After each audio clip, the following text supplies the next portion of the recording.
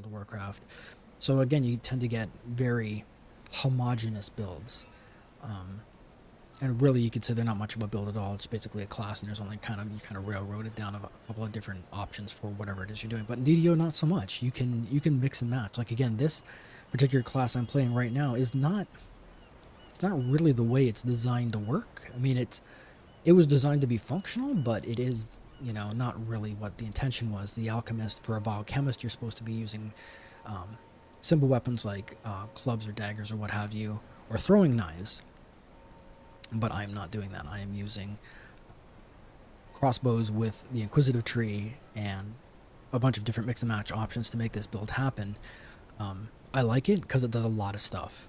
It's a fairly strong leveling build, which is why I like it. The Bombardier is probably stronger overall, but I have played Bombardier and it is a wretched experience until level 6, at which point it just becomes a miserable experience, until level 12, at which point it becomes a hilarious laugh. You just bomb your way through everything like a sorcerer, at which point you're just like, well then if I was going to do that, why don't I just play a sorcerer and just start immediately nuking from level 1. So that's kind of my takeaway on that. And again, I liked Bombardier. It was a fun time. Like, you walk into a room and you just blast everything because you're ignoring elemental resistance just like a sorcerer would be. But again, at that point, you're up to like, you got 12 levels in before you've been able to blow anything up, and you're like, well, I could have done this a lot faster earlier if I just played a different class. So that's why I've done this. And it does give me the option to disarm traps, which is a lot of bonus experience, which allows me to skip a lot of content, which is not that fun to play, let's be honest. And that is one of the things, this is why my guildies actually make fun of me. This is my rant about this for the moment, is that there's just a lot of content that just is straight up not fun to play, or that I've played so much that I just can't even face it anymore. So what I do is I specifically run these quests in this order so that I can skip that content and not have to do it. So if you have not seen this, welcome to Sharn. Sorry, dramatic. I'm removing the dramatic view.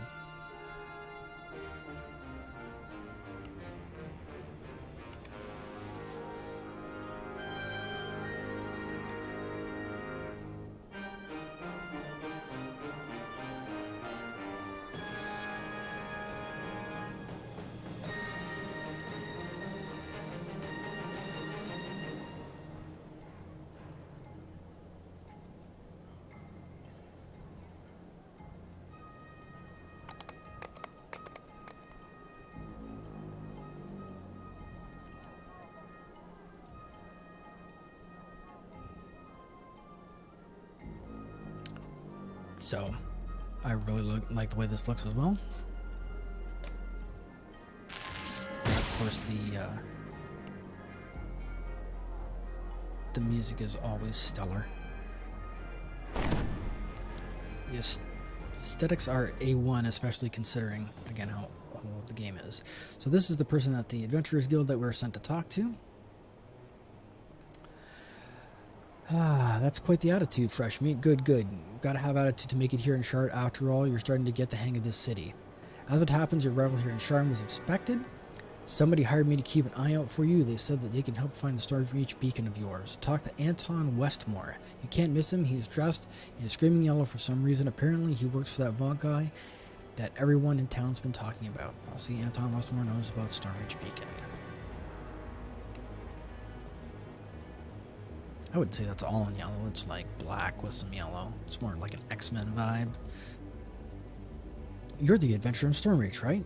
Isabeth Tremont sent me to fetch you. You said that you just did a favor for her a while back. She'll do a favor for you. She's one of Vaught's favorites, so I bet it's something good. Where can I find Isabeth? Isabeth's waiting for you up in Grandview Arms. That's where Mr. Vaughn has set up shop since he has to close down his operation in Cogs. Isabeth said she can get you in to see the boss. I don't know why you were meeting with him, but I wouldn't keep him waiting. Take the Sky Coach over there to head to the Grandview Arms. Isabeth will fill you in on the rest. I'll take the Sky Coach to the Grandview Arms and talk to Isabeth.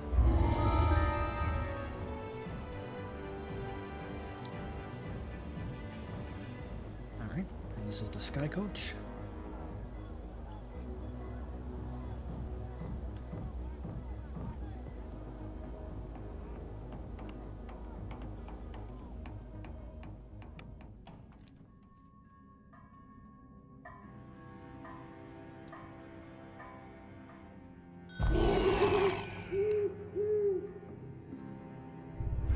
So there's my hireling.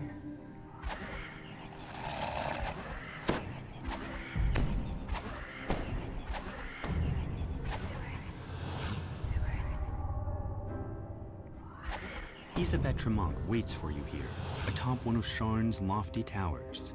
She can help you contact Lucien Vaughn. In case anyone is wondering, the narration in this quest is done by Keith Baker. Keith Baker is the author who created the Eberron campaign setting, in which all of this is set. So we're talking to Isabet. Welcome to Sharn. I told Mr. Vaughn about your problem, and he was eager to help. He collects magic relics, you know. He says he acquired an interest in them while developing the Vaughn Arcane Assistant. I'm sure he knows something about that will help you find the Stormreach Beacon. Head on inside, then take the lift to your left. You'll find Mr. Vaughn up on the terrace. Up on the terrace, thanks for all your help. Isabet tells you to take the elevator up to the terrace, then speak to Lucien Vaughn. Her employer wants you to pass along some information about the Stormreach Beacon. You enter the boarding house, an island of quiet in the hustle and bustle of the city. A genial halfling nods to you from behind the front desk. The lift just down the hall to your left. I hope you're looking for one of those Vaughn people. They're my only lodgers, and Mr. Vaughn rented the whole place out. And even the Vaughn people don't seem to be here today. Some sort of meeting, I think. I guess I'll find out. I'm supposed to meet with Mr. Vaughn upstairs. A violent explosion shatters the tranquility of the boarding house and reduces the elevator to a smoking ruin. You'll have to find another way up to the terrace.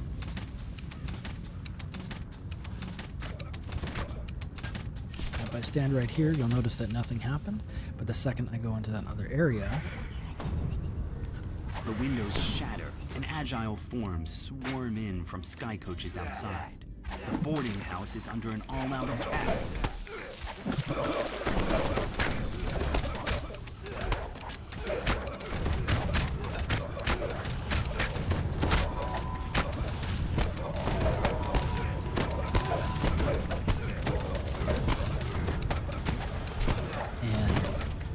You will quickly learn that halflings are no joke in the Eberron campaign setting. They are a nightmare.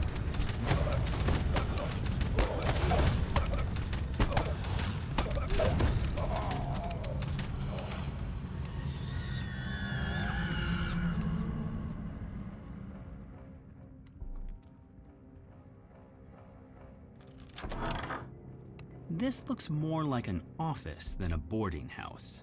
Vaughn has rented this entire operation and transformed it into his place of business. Property damage for extra learning.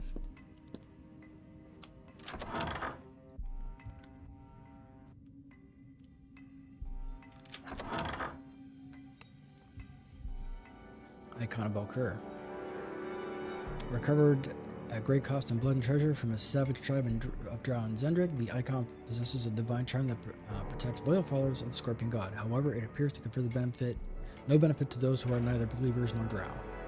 So anyway, if you go through, there'll be all kinds of these little lore items.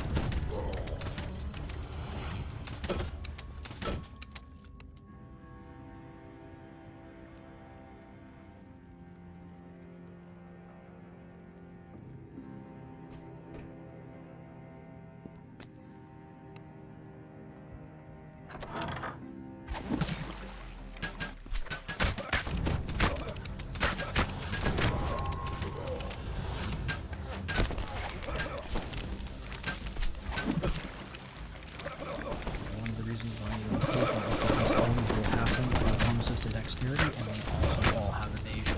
If you see something running around with a crossbow, once you get to Sharn, it is a fairly safe bet that it has evasion. Even things you wouldn't think have no evasion will have evasion.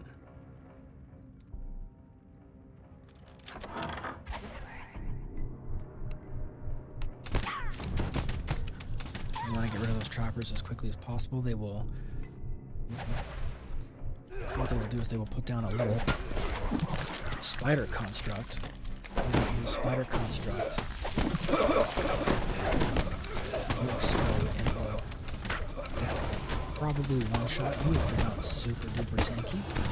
So you want to get rid of that as quickly as possible. You can't actually shoot it and it will explode, but it doesn't...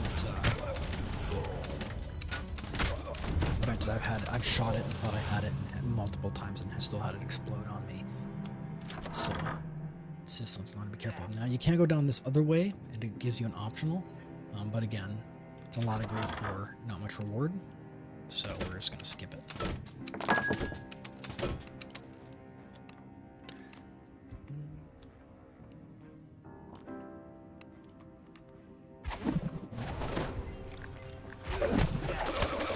And as you can see, there is some travel time with those potions when you throw them. Which is why a lot of people advocate taking the accelerate spell feat. And what all that does is that makes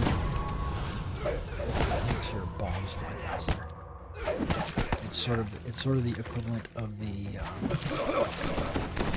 rapid shot, which doesn't do a lot of people thought it did, including myself. Rapid shot feat in this in DDO literally makes your arrows fly faster. So that is what the accelerate spell does. It literally makes the bombs you throw go faster. And on Lust of an Arc, you notice how it kind of lobs them? That will throw them very straight. So it's, you know, sort of the difference between a John Elway throw, which was a bullet, and a Joe Montana, which was always a wounded duck. So... And those references will tell you just about how old I am, chat. I'm not even sure who the modern benchmarks are for those particular metrics. Oh, and there it is. That's the exploding construct. So there's not a whole lot of guesswork as to what it actually is. And as you can see, she's just putting them all down. Right? She just can't get enough of that.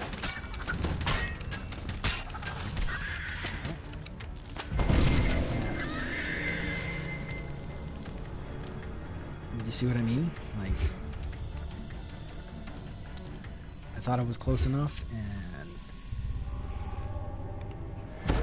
it has an extremely wide blast radius as well. Because again, you think you're clear, but you're not. It's something that I think they could do a better job of marking on that. And I've never seen them actually do that, just stand there and chain produce them. That's something new. Because before they used to they drop randomly for a ground. She just stood there and put 3 out in a row, and I've never seen that before. Rubble blocks the elevator shaft, as well as the nearby door. You won't be getting up to the terrace this way.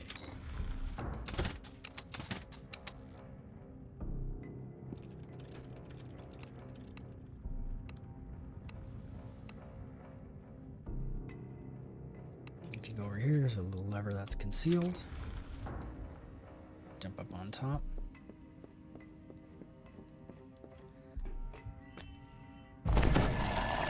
Eyes.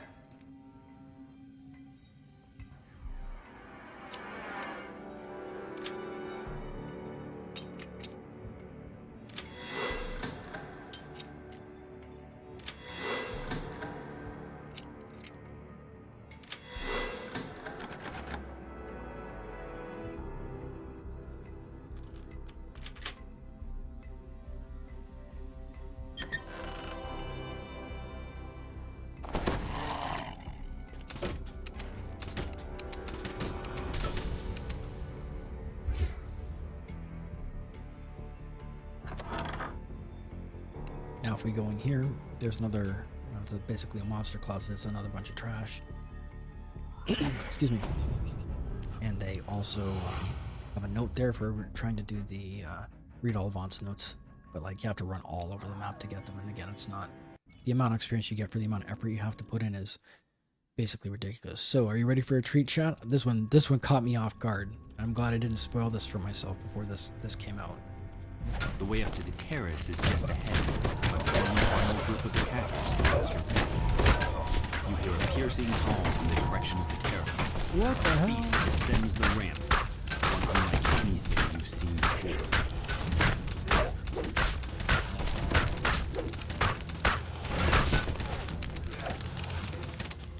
That's right, chat. Halflings got dinosaurs.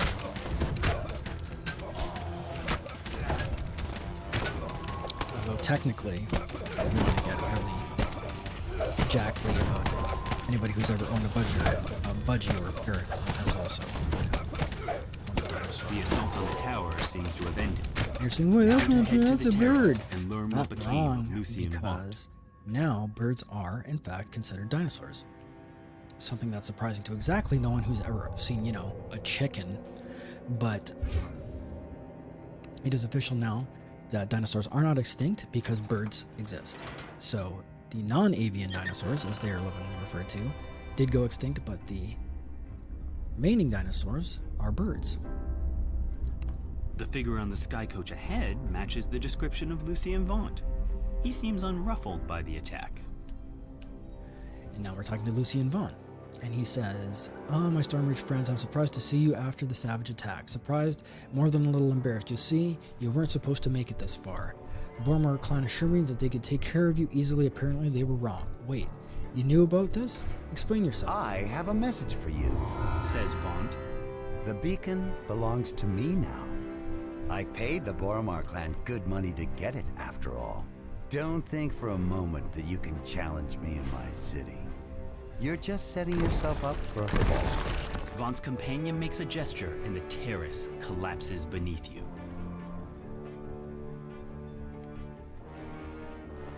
And yes, chat, the first time that that happened, that did, in fact, fall all the way down. Okay.